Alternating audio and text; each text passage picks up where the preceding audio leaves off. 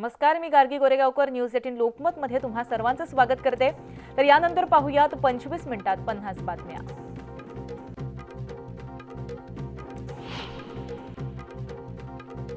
चालत्या लोकलमध्ये स्टंट करणं एका तरुणाला महागात पडले. धोकादायक अशा या स्टंटमध्ये तरुणाला एक हात आणि पाय गमवावा लागलाय. मुंबईतल्या शिवडी रेल्वे स्थानकावरील हा व्हिडिओ सध्या व्हायरल होतोय. साताराच्या सासपडे हरपळवाडी रस्त्यावरती बिबट्याचा वावर दिसून आलाय. कृषी सेवा केंद्राच्या सीसीटीव्ही कॅमेऱ्यामध्ये हा बिबट्या दिसून आला असून ग्रामस्थांमध्ये भीतीचं वातावरण आहे. गेल्या 15 दिवसांमध्ये 10 पेक्षा अधिक कुत्र्यांचा या बिबट्यानं फडशा पाडलाय. बीडमध्ये अनुदानाच्या टप्पा वाढीसाठी शिक्षक आक्रमक झालेत. बीड जिल्हाधिकारी कार्यालयासमोर शेकडो शिक्षकांनी भीक मागू आंदोलन केलं. यावेळी सरकार विरोधात तीव्र घोषणाबाजी देखील करण्यात आली.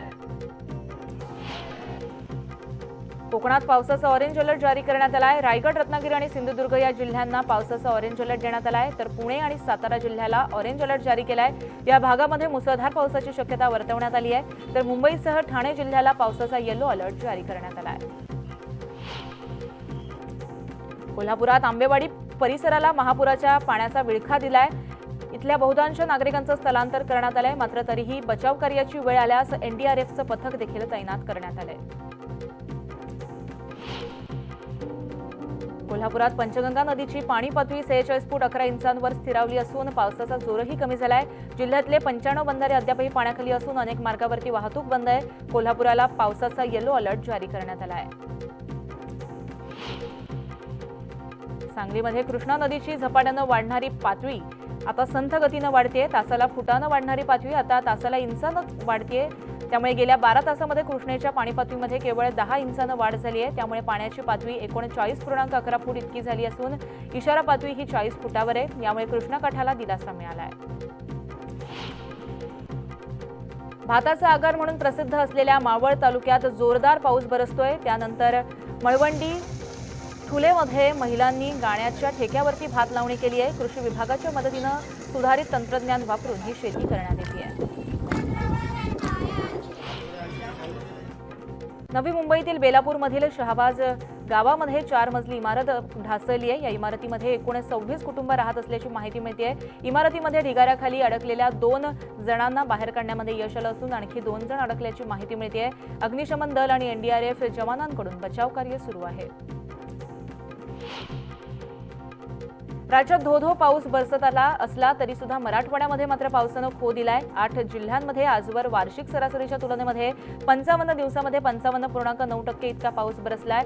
पाणलोट क्षेत्रामध्ये दमदार पाऊस न झाल्यामुळे 749 लहान, 11 मोठी आणि मध्यम 75 असे एकूण 877 प्रकल्प अद्यापही तहानलेलेच आहेत.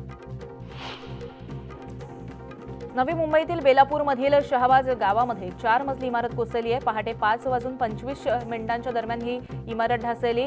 ढिगाऱ्याखाली काही जण अडकल्याची माहिती मिळते. घटनास्थळी अग्निशमन दलाचे जवान आणि एनडीआरएफची टीम दाखल झाली असून ढिगाऱ्याखाली अडकलेल्या माणसांचा सध्या शोध सुरू आहे. इमारतीमध्ये एकूण 26 कुटुंब राहत होते अशी प्राथमिक माहिती मिळते. निकृष्ट कामामुळे इमारत ढासळल्याचं बोललं जात आहे. मुरबाड तालुक्यातील देवलारवाडी इथं 3 तरुण नदीवर मासेमारीसाठी गेले असता 2 जण बुडाले. तर नदीमध्ये वाहून गेलेल्या 2 जणांचे मृतदेह शोधण्यास जीवरक्षक पथकाला यश आलंय. सोलापुरात विविध मागण्यांसाठी शिक्षक संघटनेनं आंदोलन केलं. राज्य सरकारनं संच मान्यतेचा जाचक आदेश रद्द करावा यासह अन्य मागण्यांसाठी आंदोलन करण्यात आलं. सोलापूर महानगरपालिकेकडून 302 जणांची भरती प्रक्रिया परीक्षेद्वारे राबवली गेली आहे. त्यापैकी 147 जणांना नियुक्तीचे आदेश देण्यात आले आहेत. त्यापैकी 99 जण रुजू झालेत, तर उर्वरित 48 अद्याप रुजू झालेले नाहीयेत. त्यामुळे त्यांची नियुक्ती रद्द करून प्रतीक्षा यादीतील उमेदवारांना संधी देण्याची तयारी महानगरपालिकेनं केली आहे. लाडकी बहीण योजनेच्या नोंदणीसाठी मुक्ताईनगरात बँकेतही मोठी गर्दी उसळली आहे. नोटबंदीप्रमाणेच सकाळी 6 वाजल्यापासून नंबर लावण्यासाठी रांगा दिसून येत आहेत. केवायसी, बँक त्याचबरोबर पासबुकसाठी महिलांच्या मोठ्या प्रमाणात रांगा लागल्या आहेत. आज पश्चिम रेल्वेवरती तर मध्य रेल्वेवर रविवारी मेगा ब्लॉक घेण्यात येणार आहे. मध्य रेल्वेच्या मुख्य मार्गावरती माटुंगा आणि मुलुंड स्थानकादरम्यान अप आणि डाऊन जलद मार्गावरती मेगा ब्लॉक असेल. सकाळी 11:05 ते 3:05 पर्यंत मेगा ब्लॉक असणार आहे. तर पश्चिम रेल्वेवरती बोरिवली ते भाईंदर स्थानकादरम्यान अप आणि डाऊन धीम्या मार्गावरती मेगा ब्लॉक असेल. शनिवारी रात्री 12 ते पहाटे 4:35 हा मेगा ब्लॉक असणार आहे. पुण्यातील सिंहगड रोड परिसरामध्ये एकता नगरामधला वीज पुरवठा सुरळीत करण्यात आलाय. पूर आल्यानंतर 1,20,000 घरातील बत्तीही गुल झाल्याची माहिती होती.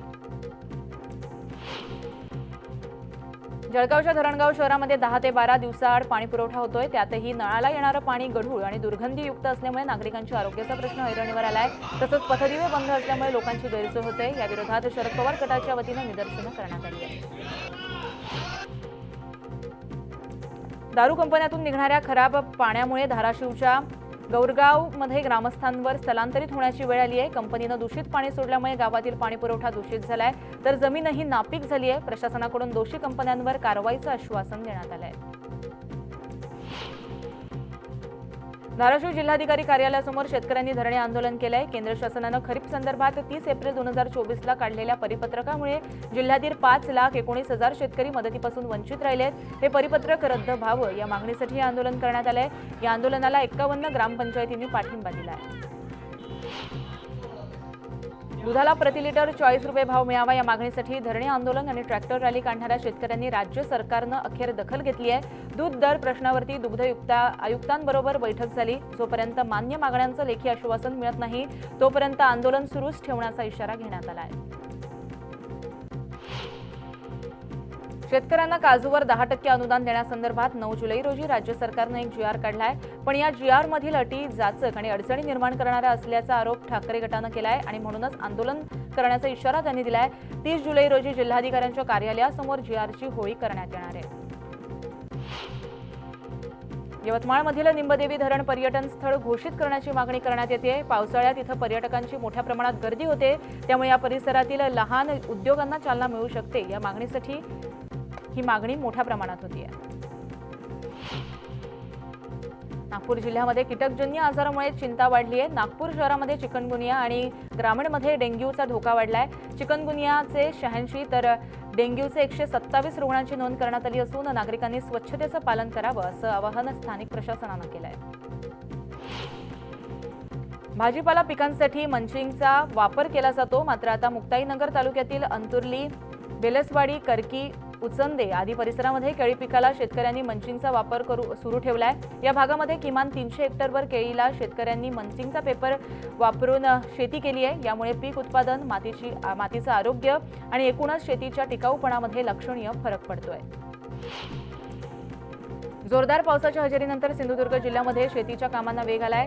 चिखलणीसोबतच लावणी आणि भात पेरणीला सुरुवात झाली आहे. पारंपरिक लोकगीत गात महिला भात लावणी करतात.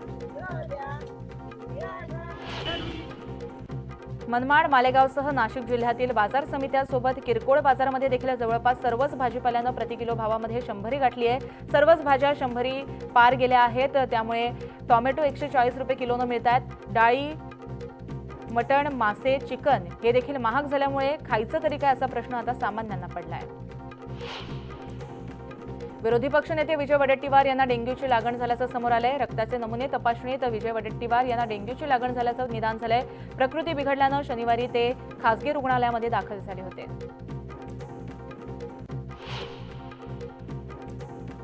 लाडकी बहीण योजनेसाठी आमदार नितेश राणे यांच्या मतदारसंघामध्ये लाखोंच्या बक्षिसांची खैरात करण्यात येते.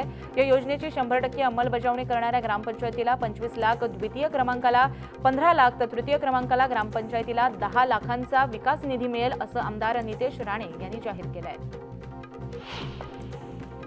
उबाटा गटाचे पक्षप्रमुख उद्धव बाळासाहेब ठाकरे यांचा 64वा वाढदिवस आहे आणि या निमित्तानं वांद्र्यातील कलानगर परिसरामध्ये मोठ्या प्रमाणात पोस्टरबाजी करण्यात आली आहे. काही पोस्टरवरती दाक्षिणात्य भूमिकेमध्ये उद्धव ठाकरे पाहायला मिळतात, तर काही ठिकाणी भावी मुख्यमंत्री असा उल्लेख दिसतोय.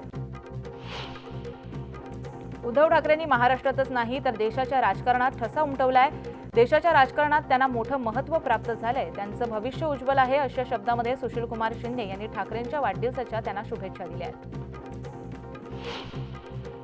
उद्धव ठाकरेंच्या वाढदिवसाच्या निमित्तानं दादर भागामध्ये शुभेच्छा देणारे बॅनर झळकवण्यात आलेत. या बॅनरवरती महाराष्ट्राचे भावी मुख्यमंत्री, कुटुंब प्रमुख असा उल्लेख करण्यात आलाय. दरम्यान ठाकरेंच्या वाढदिवसाच्या निमित्तानं उपमुख्यमंत्री देवेंद्र फडणवीसांनी देखील त्यांना शुभेच्छा दिल्या आहेत. यावेळेस फडणवीसांनी त्यांना टोला सुद्धा लगावलाय. मुख्यमंत्री होण्याच्या शुभेच्छा त्यांना फक्त जनताच देऊ शकते असा टोलाही त्यांनी लगावलाय.